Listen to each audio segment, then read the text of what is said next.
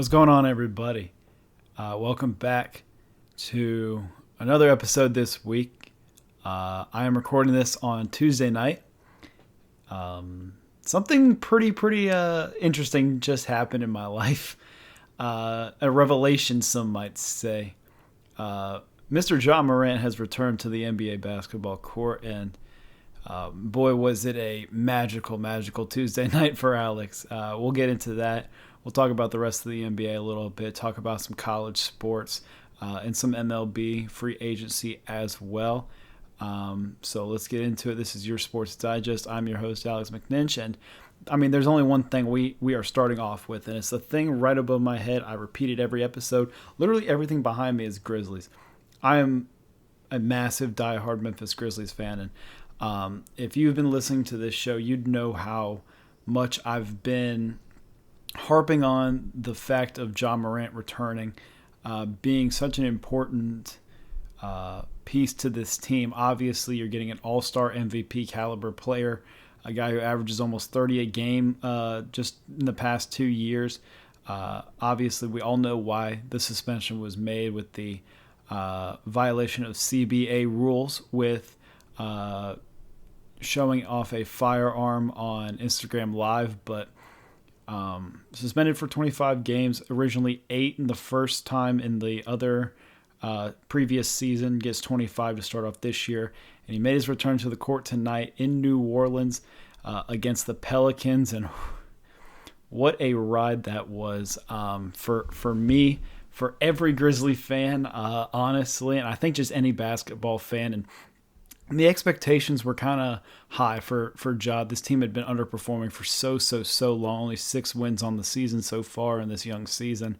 We were grasping for any type of help in any way, shape, or form with so many injuries, depleting our roster depth and causing us to really be handicapped throughout this entire time. I know there's a stat out there that said 22 of our 26 games we have played this year have had 5 or more players out. The next highest is 10. So if that tells you anything about how this season has really gone for us, that's just the starting point, honestly. But Ja came out to the court. A lot of people expecting high things from him, including myself, because the big thing is he's not coming off an injury, right? He's fully healthy. He's ready to go. It's just he hasn't played any game reps yet. He's coming off of working out and conditioning and ready to go, has been practicing with the team, using in play groups and 5-on-5 and whatnot at practice. So he's ready to go.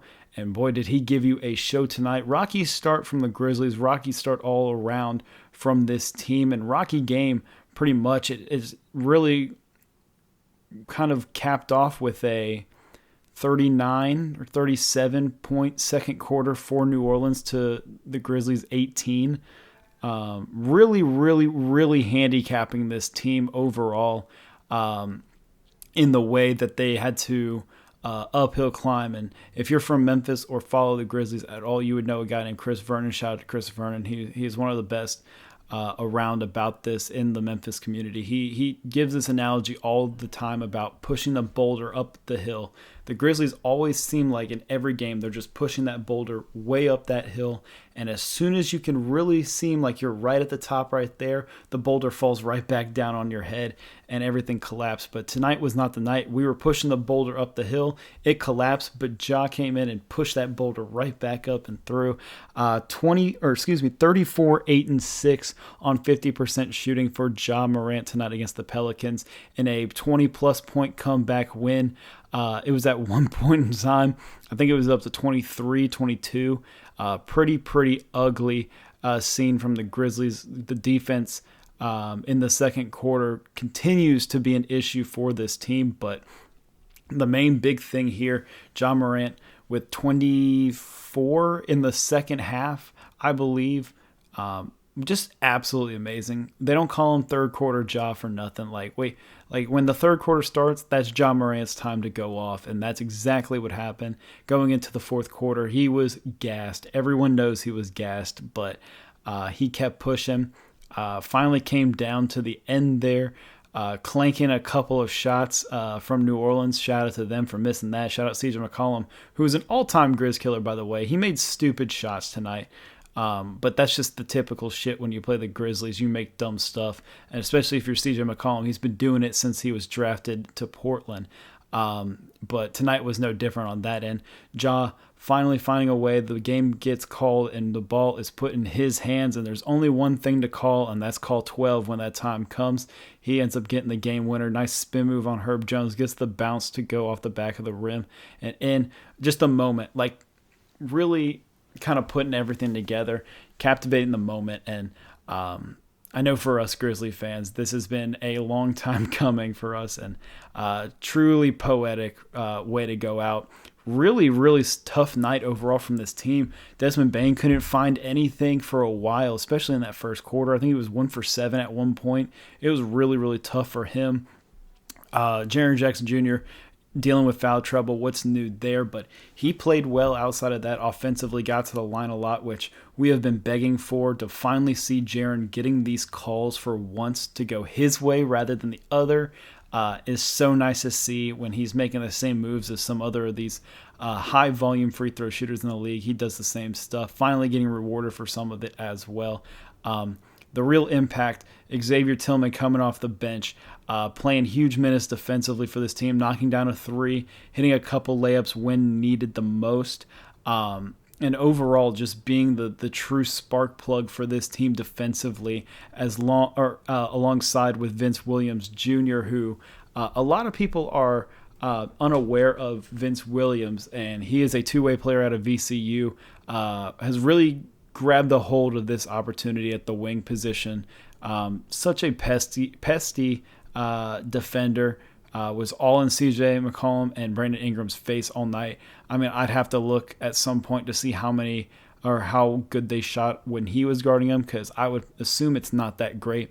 He is one mission and one mission only. You are not getting the ball. It's straight ball denial from Vince Williams. He played a great role off the bench tonight. Everybody else did their thing around them, but the whole story is going to be around Ja Morant. And man, I am so happy that this is the case. He's back. It just feels right. It really does. It feels good to be able to watch a game again, because it's been such a struggle this year. It's been such a struggle, and just to see him back is truly like a revelation for this team, because I have been saying this for so long, and I know a lot of Grizzly fans can echo the same sentiment, but it's not that Ja's going to come in and immediately win you every single game that he plays in, but Ja's going to come in, and his goal and the whole idea of him being there is he's going to keep you in games, right? That's the thing. He gives you the chance to win games, and he single-handedly pretty much did that today. Obviously, with the help of supporting cast defensively, he couldn't have done anything. But I mean, this is his first game back, and he played almost damn near 40 minutes. Like, what more could you ask from the guy? I think he might have actually. Let me look up the exact one, because he sat a while towards the end of the first, going into the second quarter. He played probably almost 36. I guess he was going to play 36, and he ended up playing 34. Him and Jaren were tied for second highest on the team. Desmond played 35, but 34 in the first game, and that's what he's giving you.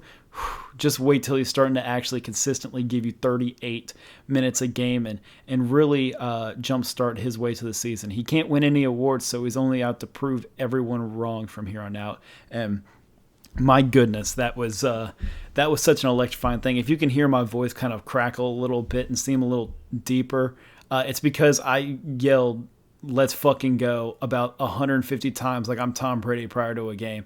I was losing my shit here. Absolutely electrifying. Best moment of the year for me, probably. So that was just ridiculously insane. Absolutely stunning moment from there. And where does this Grizzly team go now? Well, Marcus Smart's projected to come back either Thursday or Saturday.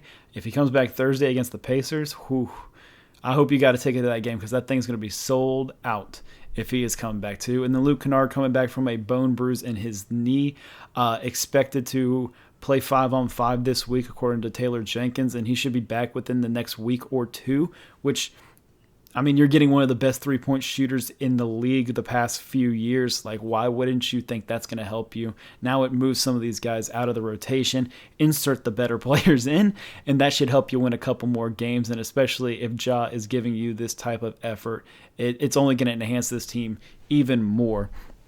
But that's enough for me talking about the Grizzlies. We'll keep talking about it. I just such a wonderful moment, such a wonderful moment for Grizzlies fans to finally have something good go their way. Finally, the refs were in their favor for a lot of the time. It was so good to really watch. I didn't even see the foul count really. Let me look at the free throw differential because 29-24 honestly is not even that not that terrible. Like if we're not even thinking about it, I'll take that. Like it felt more lopsided towards the Grizzlies for sure, but hey man, we'll take anything we can get at this point when it comes to this. So big win for the Grizzlies. Got to keep it going. Got to take a lot. This was the second night of a back-to-back, so you really tested your energy of your players, but you got a lot going forward here. But let's move on to some of the other storylines within the NBA. First of all, I also want to mention that if you have not checked out my Cleveland Cavaliers video, just because I know that this podcast was going to be loaded with a bunch of stuff to talk about, I was going to be able to fit in a 10-minute talk about the Cavaliers and their situation. Go check out the video. It's on my YouTube channel right now at Your Sports Digest on YouTube.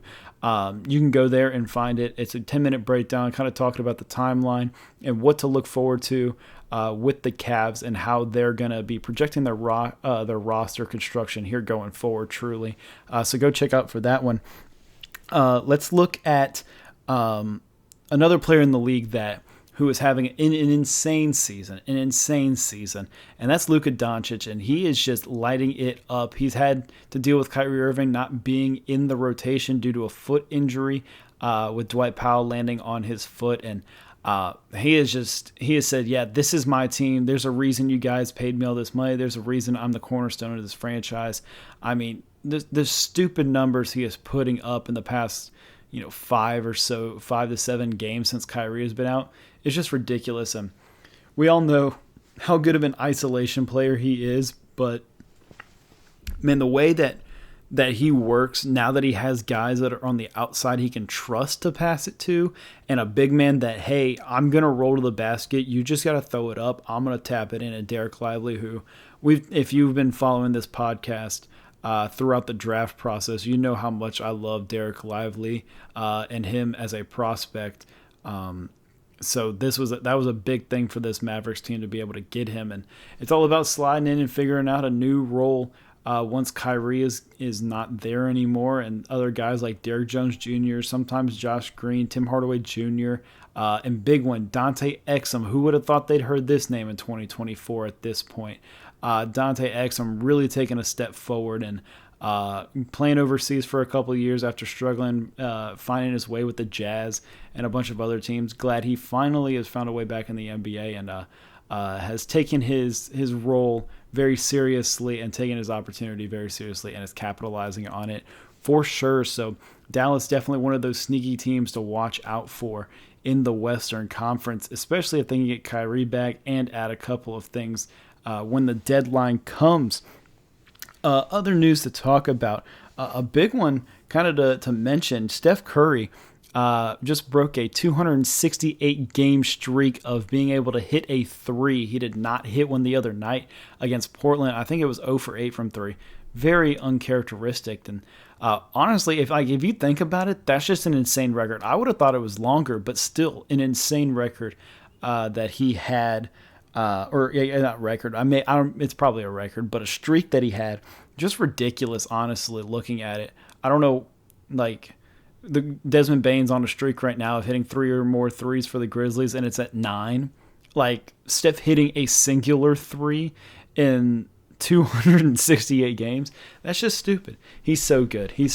And I mean, you gotta think about now. Whenever the game for him is said and done, what comes next for him in this GOAT ranking tier.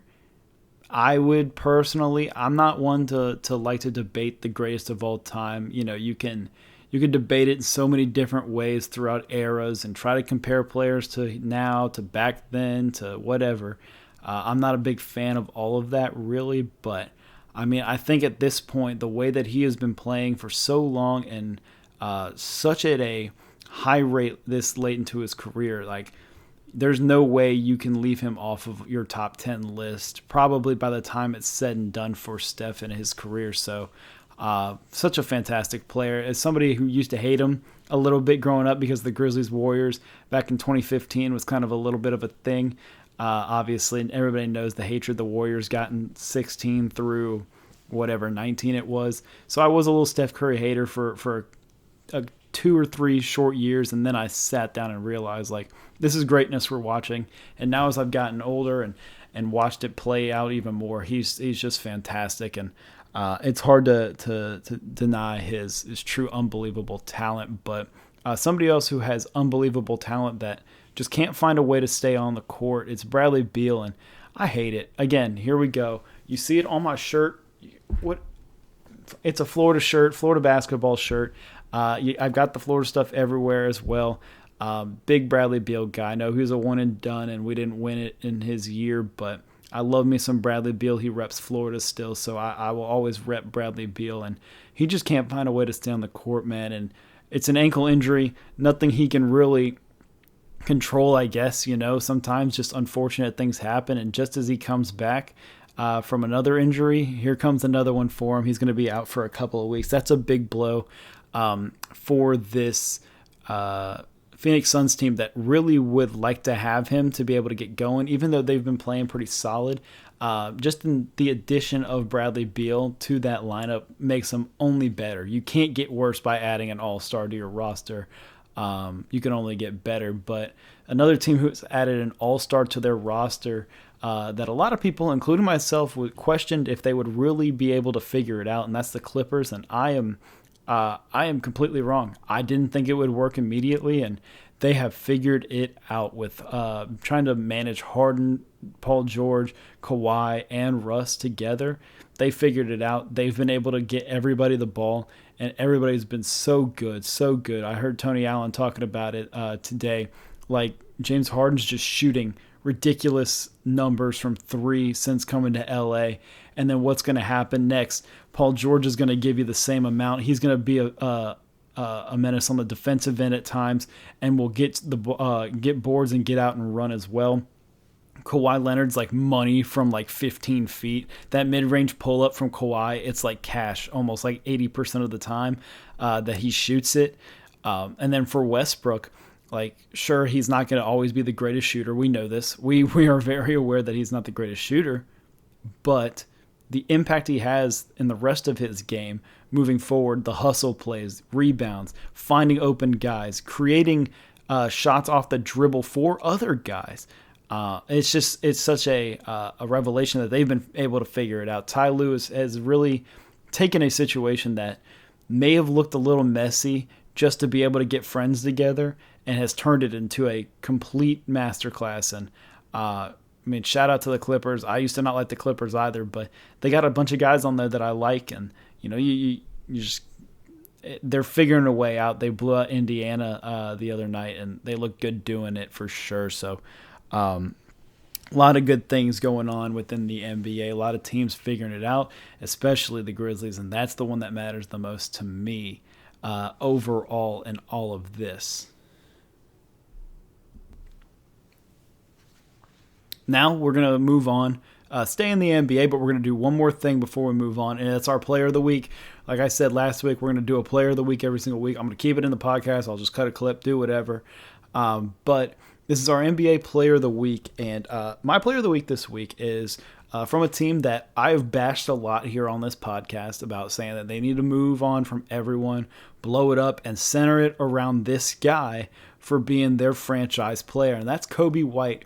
He was drafted back in 2019, the same year Ja was drafted, and has really struggled to figure it out for his team in these past 4 years he's been there, and it's taken over into a new role now. I got some stats here for you regarding Coby White, who has been on an absolute tear at the start of this season. 17.3 points per game for Coby White, 4.5 assists, a steal a game, shooting 44.9% from the field and 42.6% from three. That is a career high for Coby White from three. 1.9 win shares, which with a team that is struggling, that is big and massive to have. Here's another fun one for you. 932 total minutes logged. That is the most in the NBA. A guy who's available and playing for you every single night on the court. Very important, in 119 offensive rating, which is a little bit above average in the NBA. But Coby White gives you an impact. He has really taken another step up here recently in his assist numbers and his passing ability. I love what Coby White's given you if you're a Chicago Bulls fan. And that's why I say that you really need to be building around him, Patrick Williams, Dalen Terry, these other young guys that you have on your roster. This is the group you need to build around and really find a foundation for, because Coby White is turning it up to another level, and who knows how far he's going to be jumping up. This is a most improved player type season from Coby White, and who knows if the sky keeps pushing up even more for him, that he could be all-star status as soon as maybe next season for this Chicago Bulls team. Staying in basketball a little bit, but we're going to switch it up a little bit in the league sense. We're going to go to college and talk about some college basketball now. We haven't talked about it in a couple weeks within college basketball, but it's given me enough time to kind of watch teams more, play against better opponents, and get a good feel for some of these teams and who they are. Let's start with Purdue, who has probably going to be the back-to-back National Player of the Year in Zach Edey. He's absolutely tearing it up this season for Purdue. 24.5 points, 10.5 rebounds a game. And Purdue is just steamrolling through a lot of their teams. Being able to play in a bunch of big games helps as well when it comes to facing other competition along the line.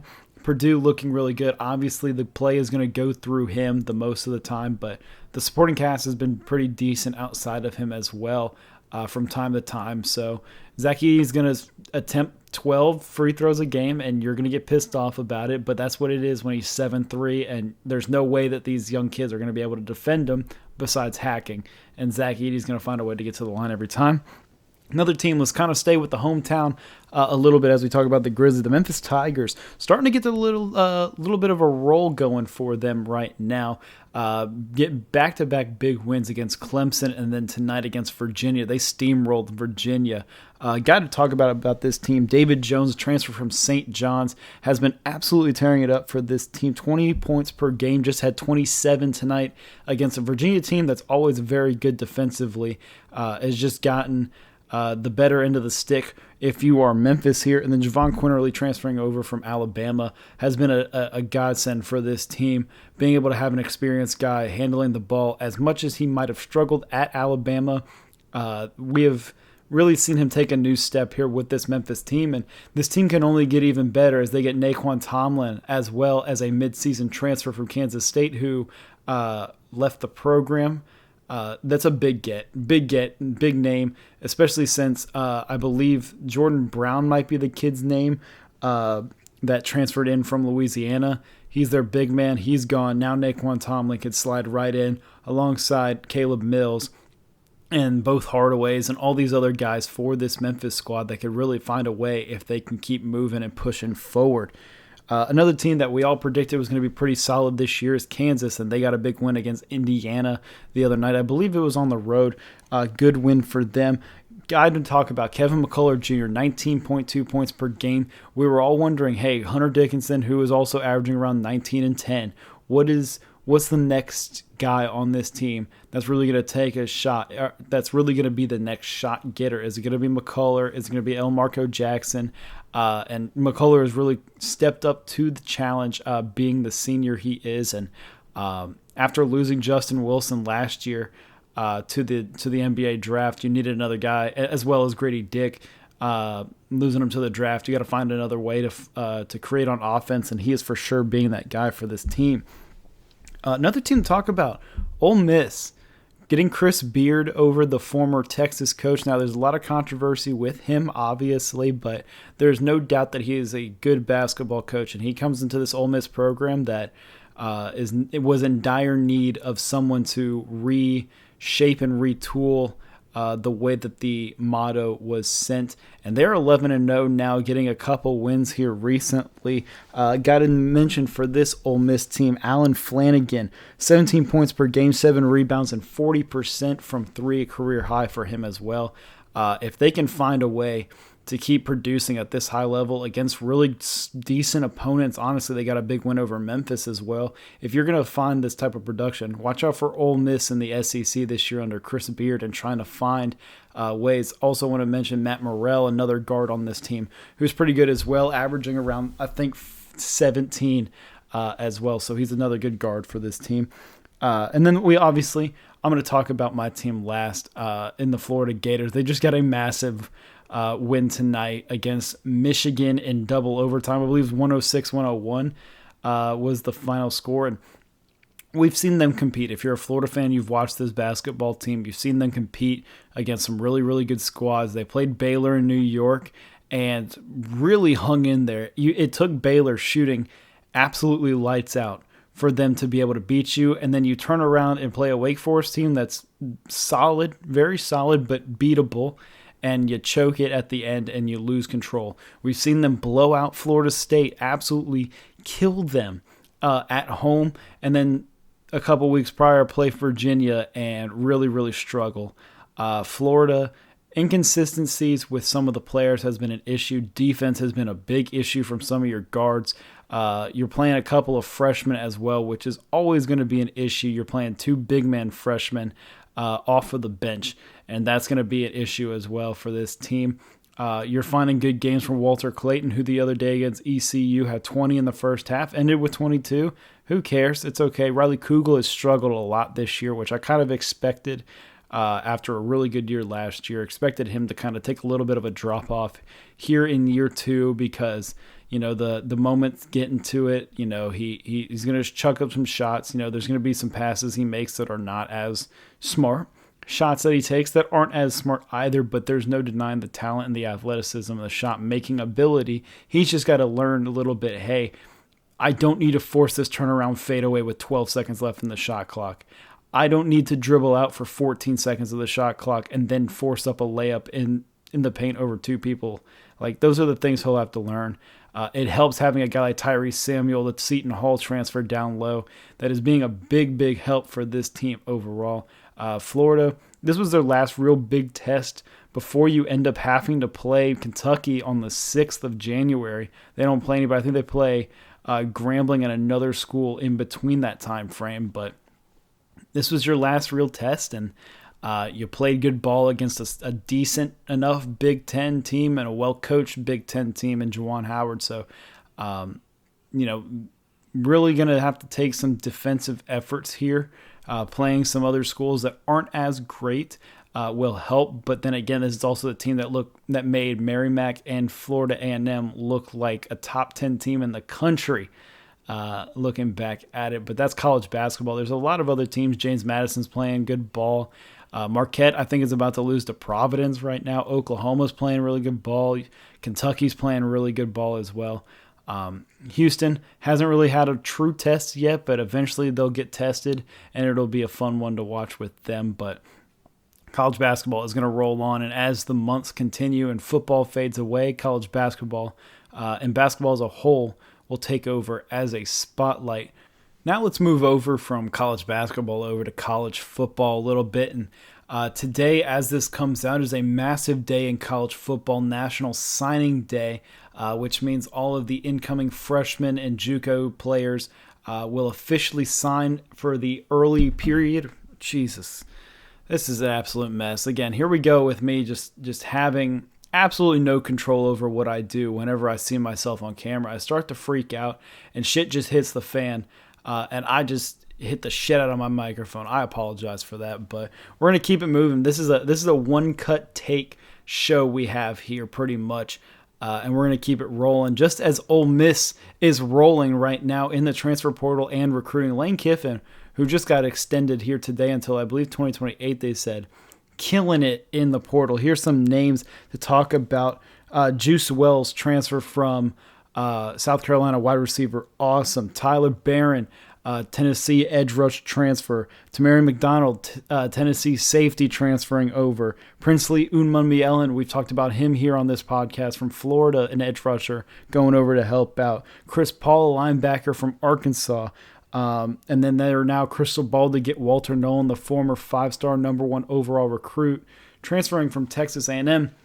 And that doesn't just stop there. They've got a bunch of 3-star guys and others to commit to their program that are in this 2024 class. Special shout out, though, to one AJ Maddox, who I coached in baseball this past year. He's a absolute stud from Hattiesburg, Mississippi. He's was originally committed to A&M, plays quarterback, and now has decommitted. Committed to Ole Miss, I assume will sign tomorrow. A part of the early signing period, enroll early, but a good dude, really good player, super athletic, good arm talent as well. He's going to be a stud. They just won the state championship here in Mississippi. Well, here in Mississippi. He's an absolute stud. I know he's not going to get to play immediately, but he's going to be a good guy to have around the program for sure. In AJ Maddox. So Ole Miss absolutely killing it right now. Say what you want. I've never been the biggest Lane Kiffin guy in my life, and that previously springs from his time at Tennessee. But I really like to see what they're doing right now over there with the Land Sharks program. Another guy who is transferring to a big school that I really liked going into the season. If you go back to the Big 12 preview I had talking about Houston, Matthew Golden, a receiver, transferring to Texas. What a get. Losing A.D. Mitchell, probably losing Xavier Worthy for sure. You know, you're left now with who's going to be your number 1 guy. This is your number 1 guy. This is a first-round draft pick in the NFL in 2025, most likely, and Matthew Golden, putting him in this offense with Quinn Ewers. He's going to be unbelievable. In Texas, trying to flip everyone in the country right now over to their program as they make the transition to the SEC. And they did so the other day, I think it was Monday, by getting Xavier Philissame from who was originally committed to Florida, 5-star DB safety. Absolutely crushing to lose him. And I just want to say, first of all, best of luck, obviously, if this gets clipped and put anywhere. Best of luck to Philissame, but absolutely just disgusting stuff he put out.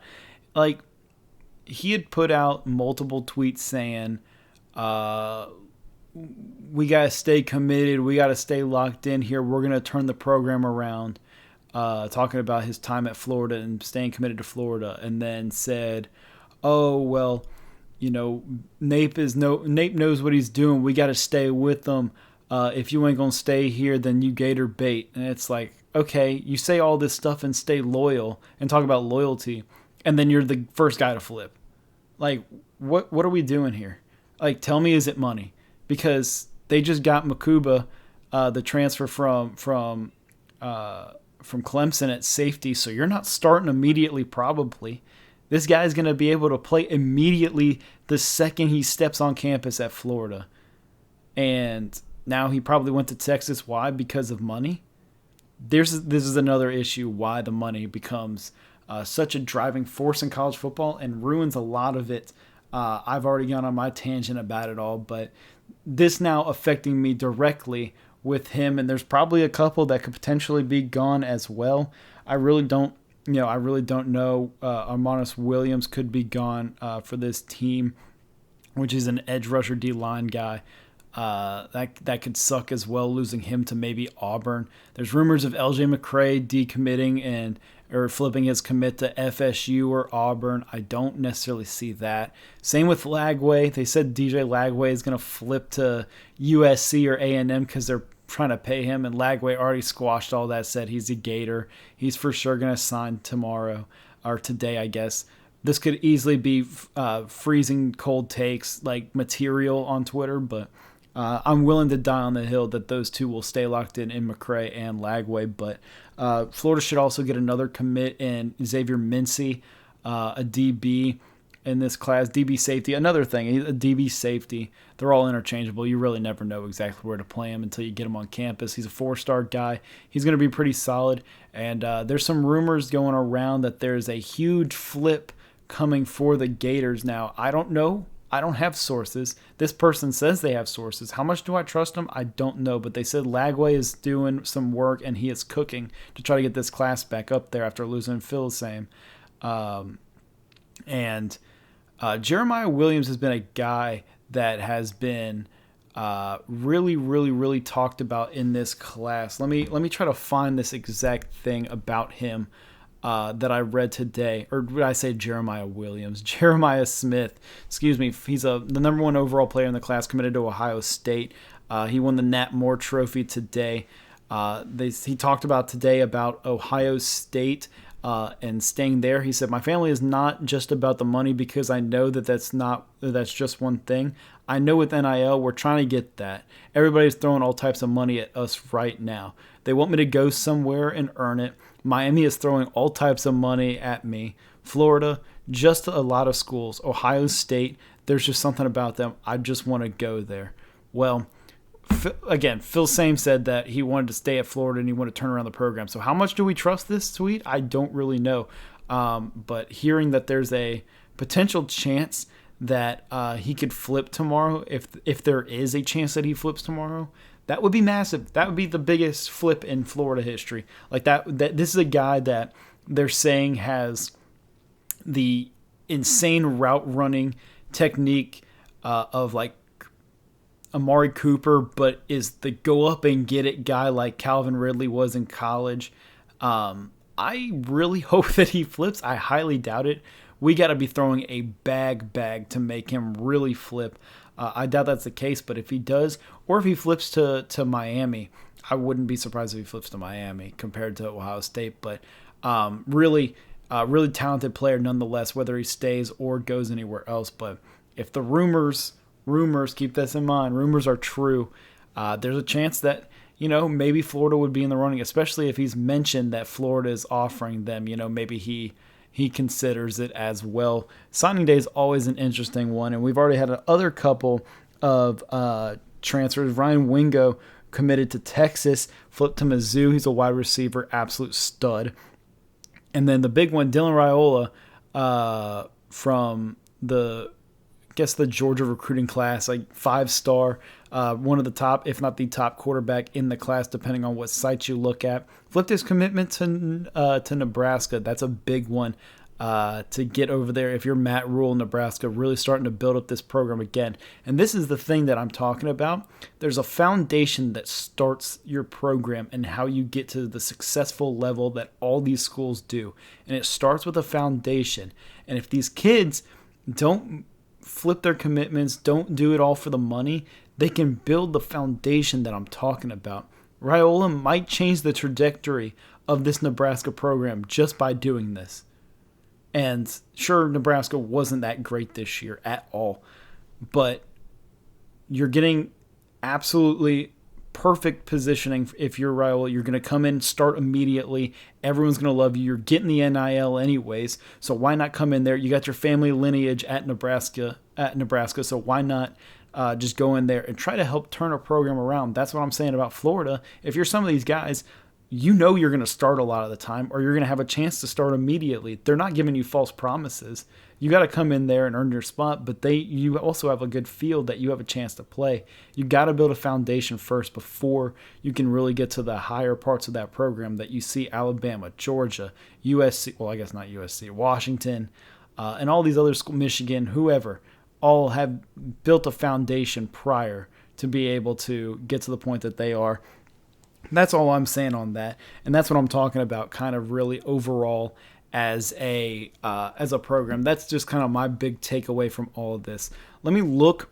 I don't think I'm missing anyone. I think another one that we could talk about, Rocket Sanders, the former Arkansas running back. I loved him a lot. He's transferring to South Carolina.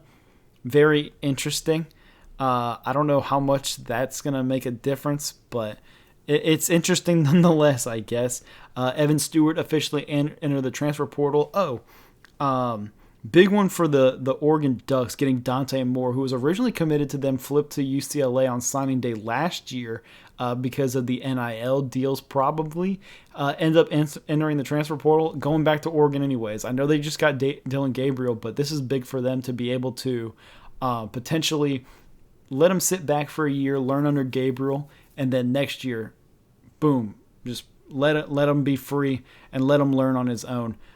Big get there for Oregon. USC's got their new quarterback in Will Howard coming over from Kansas State. Another new quarterback floating around here, KJ Jefferson from Arkansas. Rumors are swirling around Miami, UCF, and TCU to reignite himself with his former coach and Kendall Briles. So this could be interesting here coming up soon. If you are a college football fan, this is obviously an exciting time. Tomorrow, well, today as this comes out, is going to be a big time to kind of talk over and look at if you are looking towards these national signing days and watching all these kids make their commitments, flip their commitments, sign their letters of intent, only for them to enter the transfer portal within the next year. All right, moving on to the last thing we can talk about here in this episode, and it's the MLB. The MLB is just the slowest shit of all time. And I got some good feedback last week on my rant about the Red Sox. If you're a fellow Red Sox fan, I know one of you that is out there that listened to it and sent something back to me about that. Yeah, I'm pissed. Just a little bit. And I'm even more pissed now with some of the information that has come out. We are at a point, like I talked about with Shohei Ohtani, everyone around the league is just waiting for him to sign. And the same case is happening right now with Yoshinobu Yamamoto. Everyone's waiting for him to sign, for other free agents to sign somewhere, because once he gets his contract, those teams he misses out on him, they're like, oh shit, we got to pay Jordan Montgomery. We got to pay Blake Snell. We got to pay Giolito. We got to pay Imanaga. Like these are just leverage plays by agents and general managers to figure this type of stuff out. But some other stuff has happened throughout this week. We'll talk about Yamamoto in a second. Actually, let's just talk about it right now. Get this shit out of the way. Yamamoto went to New York and met with the Mets and the Yankees again. It was reported that he also is flying to the West Coast to meet with the Dodgers and the Giants one more time. The Red Sox, who are in the running apparently and made a $300 million offer, higher than that, they said. Jared Carrabis, the leader of Red Sox Nation, said it was upward north to probably 320 plus if he had to guess. Didn't even get a visit from Yamamoto while on the East Coast. So not looking great if you're a Red Sox fan. And I'm very upset about this because this was your piece that you needed to go get this offseason, and you've absolutely flopped it. Absolutely flopped it. Such a shame. Right now, the Yankees are the favorite to get him. And that pisses me off even more. Even more it pisses me off. So there's that situation going on there with Yamamoto. That's all I've got from Yamamoto because he doesn't want to say anything else to anybody except for he could sign as early as before Christmas or as of late of before the new year. Well, fucking thanks. That no shit. He has to sign before January 4th due to the posting date. You have a 30-day window to sign. So I'd hope he signs here within the next 2 weeks. Otherwise, he's going right back to Oryx and playing for those Buffaloes again, bub. Which actually, at this point, as long as the Yankees don't get him, that'd help me out in happiness.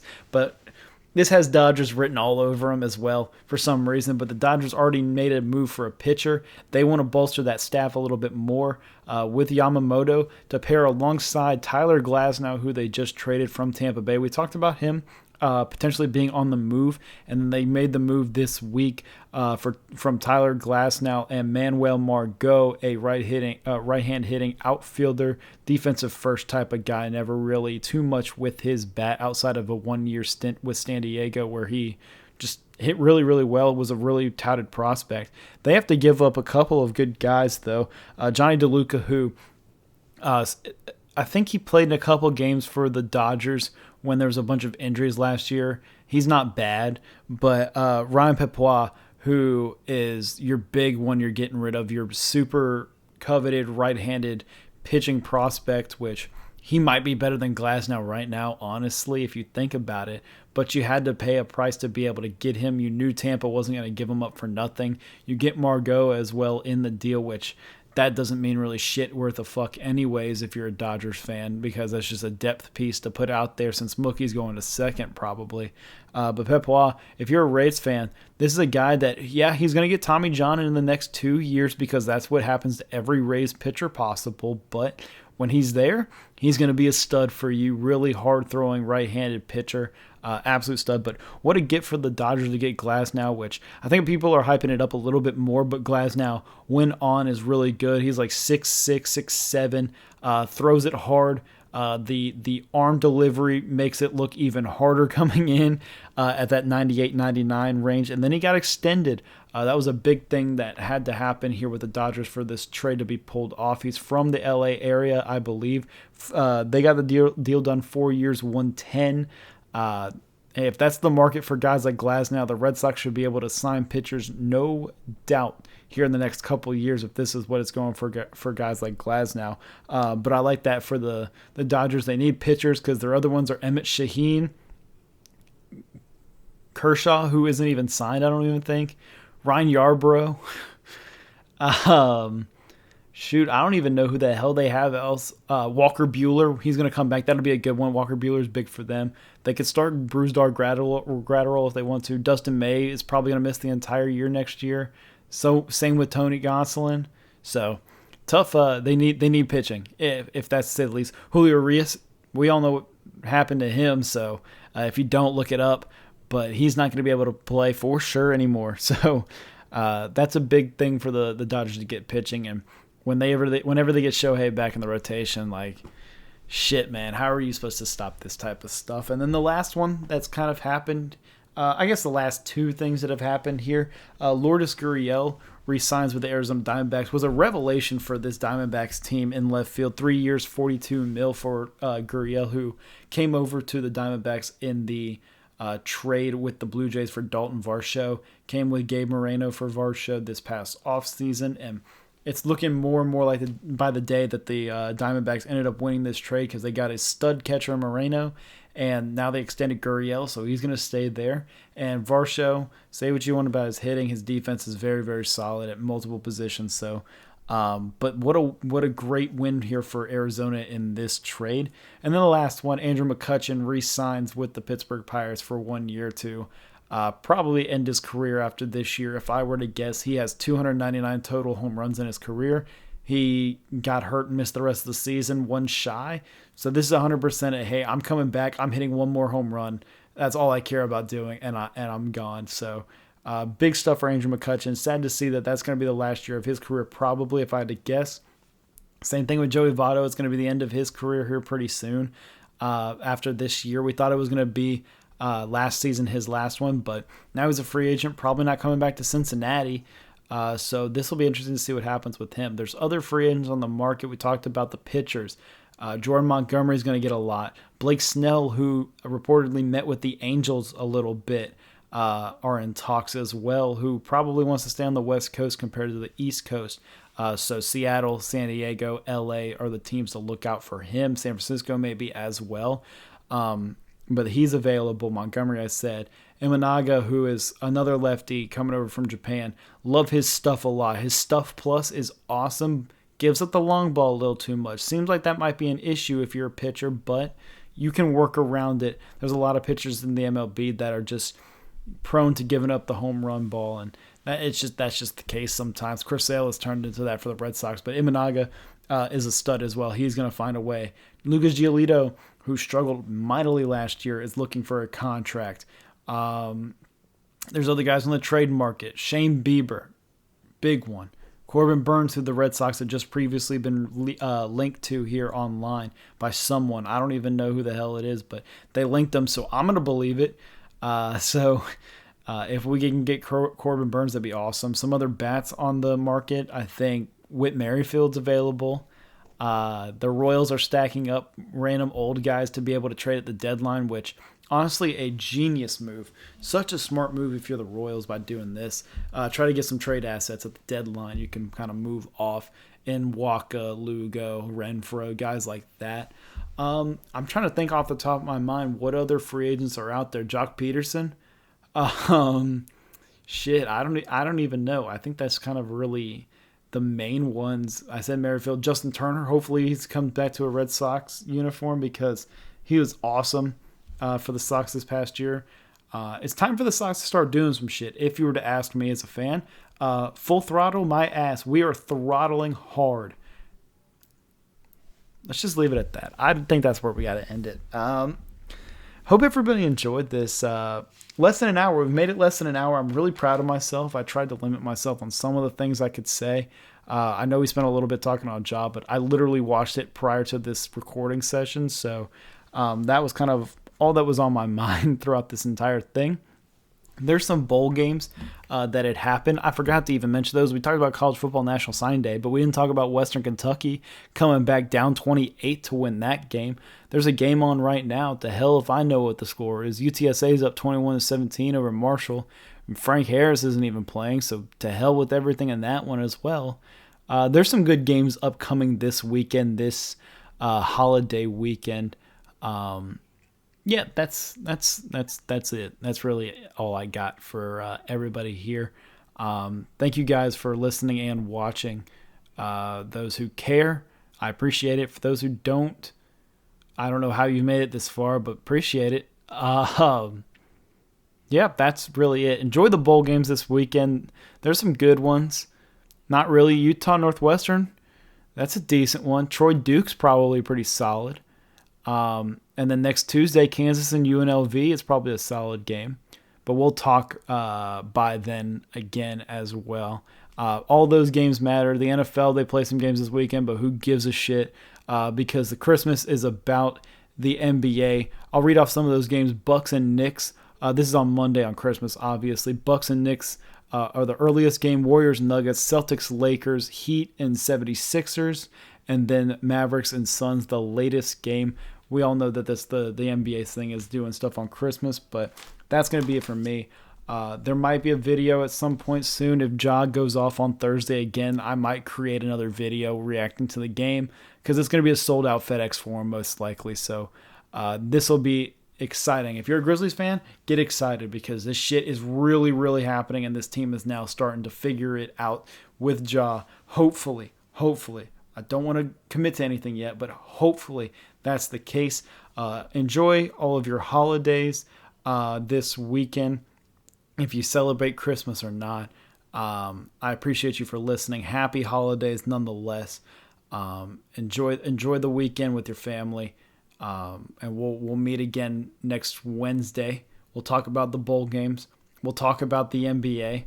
We'll talk about maybe college basketball if I feel like it. Hopefully Yamamoto signs so we can talk about baseball and maybe some movement could happen over the holidays. Who knows? Who really, really, really knows? And maybe if the NFL is interesting enough, maybe we'll talk about that. Probably fucking not. I'll see you guys next week. I'm Alex McNinch and you just got your Sports Digest.